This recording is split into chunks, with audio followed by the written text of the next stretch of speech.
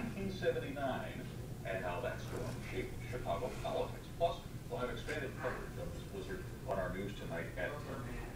Right now, we'll take a break. This is ahead on ABC 7 News. Candidate for mayor of Chicago, Carol Moseley Braun, apologized to one of her opponents for accusing her of using drugs. Then we're learning more about what may have been to blame for a young boy falling down an elevator shaft in Joliet. On Healthy today, some new concerns are raised about the cancer drug Avastin.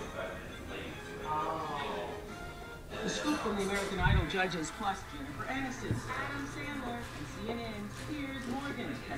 Tomorrow at 9 on ABC 7. Hey, I'm Tony. I'm a solution specialist. A few accidents, tight budget, no problem. Just don't go another minute uninsured.